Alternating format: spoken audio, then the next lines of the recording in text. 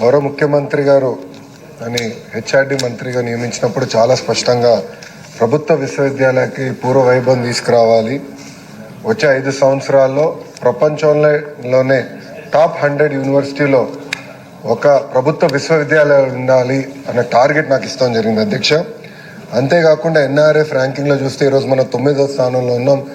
అది 3వ స్థానానికి తీసుకురావాలని గౌరవ ముఖ్యమంత్రి గారు చాలా స్పష్టంగా నాకు చెప్తాం జరిగింది అధ్యక్ష. దాంట్లో భాగంగా అధ్యక్ష, నేను పీలేరు నియోజకవర్గంలో పాదయాత్ర చేసినప్పుడు కిషోర్ కుమార్ రెడ్డి గారు చాలా స్పష్టంగా చూపించారు అధ్యక్ష. అంటే అక్కడ ఉన్న ఇన్ఫ్రాస్ట్రక్చర్ ఏంటి, ఏం చేస్తే బాగుంటుంది కూడా మేము ఆ పాదయాత్రలు కూడా మేము చర్చించుకుంటాం జరిగింది అధ్యక్ష. అది ఆల్రెడీ నేను అధికారులతో కూడా డిస్కస్ చేశాను. ఇంతేకాకుండా అధ్యక్ష, గౌరవ ముఖ్యమంత్రి గారితో ఒక చర్చ చేస్తున్నాం అధ్యక్ష. ఒక్కొక్క జిల్లాకి ఒక్కొక్క విశ్వవిద్యాలయం ఉండాలని నేను ప్రధానంగా కోరుకుంటున్నా. ఒక పక్కన ప్రభుత్వ విశ్వవిద్యాలయం, ఇంకో పక్కన ప్రైవేట్ విశ్వవిద్యాలయాలు, ఈ రెండు కూడా మ్యాచ్ చేసి జిల్లాకు ఒకటి ఉండాల్సిన అవసరం ఉంది అధ్యక్ష.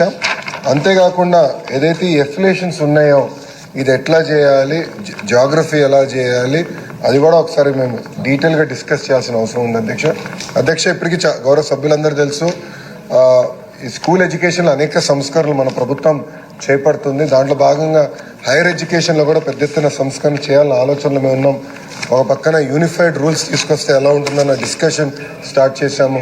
రోల్ ఆఫ్ కమిషనరేట్ ఏంటి, యాప్షీ ఏంటి, కరికులం రీవ్యాంపింగ్ ఏంటి, అన్నిటిపైన చాలా లోతుగా మేము చర్చిస్తాం జరుగుతుంది అధ్యక్ష. సో గౌరవ సభ్యులు కిషోర్ కుమార్ రెడ్డి గారు చెప్పిన దానిపైన చాలా సీరియస్గా ఉన్నాను. ఎందుకంటే ఆ రోజు పాదయాత్రలో మనం డీటెయిల్డ్గా డిస్కస్ కూడా చేస్తాం జరిగిందన్న. సో ఇది నా మనసులో ఉన్న విషయం, చాలా సీరియస్గా తీసుకుంటున్నాను. త్వరలోనే మీతో చర్చించి దీనికి ఆమోదమైన పరిష్కారం చూపించే బాధ్యత మేము తీసుకుంటాం అధ్యక్ష. ఇప్పుడే ప్రశాంత్ రెడ్డి గారు కూడా చెప్పారు అధ్యక్ష. డిగ్రీ కళాశాలకు వచ్చేగలంటే నేను ఆలోచించేది, ఇప్పుడు ప్రభుత్వ డిగ్రీ కళాశాలలో ఉన్న డిగ్రీ కళాశాలలో అడ్మిషన్స్ తక్కువ ఉన్నాయి అధ్యక్ష. ప్రభుత్వం ప్రైవేట్లో కూడా ఎందుకున్నాయి, ఎలా ఇది బలోపేతం చేయాలి, ఇండస్ట్రీ కనెక్ట్ ఎలా తీసుకురావాలి, దానిపైన ముందుగా మేము దానిపైన ఫోకస్ చేస్తున్నాం అధ్యక్ష. సో గౌరవ సభ్యులు చెప్పినట్టు ఆ డిగ్రీ కళాశాల డీటెయిల్స్ కూడా నేను తీసుకుని ఏం చేయాలో అది వీళ్ళు వర్క్ ఇట్ అవుట్. తప్పనిసరిగా ఈ ఆర్ట్స్ కోర్సెస్ ఇది ఎట్లా చేయాలి అనే దానిపైన కూడా నేను కొంత వర్కౌట్ చేస్తాను. నేను మొన్న మన మహిళా యూనివర్సిటీకి వెళ్ళినప్పుడు కూడా చూశాను అధ్యక్ష. అక్కడ ప్రత్యేకంగా ఈ ఆర్ట్స్ కోర్సులో అడ్మిషన్స్ తక్కువ ఉన్నాయి, మళ్ళీ అక్కడి నుంచి ప్లేస్మెంట్స్ కూడా తగ్గినాయి. సో అక్కడ వైస్ ఛాన్సలర్స్ కూడా నేను డీటెయిల్గా డిస్కస్ చేశాను అధ్యక్ష.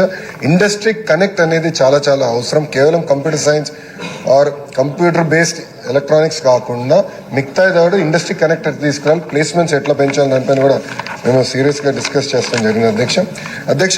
ఎయిడెడ్ పాలసీ గురించి కూడా మేడం గారు చెప్పారు అధ్యక్ష. రెండు నిమిషాల్లో పూర్తి చేస్తాం, కొంచెం టైం ఇవ్వాలి అధ్యక్ష ఇది ఇష్యూ పైన అధ్యక్ష. ఎయిడెడ్ విషయం పైన మనం ప్రతిపక్షంలో ఉన్నప్పుడు పెద్ద ఎత్తున పోరాటం జరిగింది అధ్యక్ష. ఆనాడు ఎయిడెడ్ వ్యవస్థని మేము రద్దు చేస్తున్నాము అని ఏకపక్షంగా ప్రభుత్వం తీసుకుంది. ఎయిడెడ్ కళాశాలలో పెద్ద ఎత్తున విద్యార్థులు ప్రజా సంఘాలు ధర్నా చేస్తుంటే పోలీస్ సోదరుల్ని డిగ్రీ కళాశాల లోపల పంపించి పిల్లల పైన ఆనాడు లాఠీచార్జ్ చేశారు అధ్యక్ష. నేను ఆ రోజు ఎమ్మెల్సీ అధ్యక్ష, నేను కౌన్సిల్లో మాట్లాడాను. ఎంతోమంది గొప్ప వాళ్ళు ఎయిడెడ్ కళాశాల నుంచి బయటకు వచ్చారు. విశ్వవిఖ్యాత నటసార్వభౌమ స్వర్గీయ నందమూరి తారక రామారావు గారు కూడా ఎయిడెడ్ కళాశాలలో చదివిన వ్యక్తి అధ్యక్ష. So aided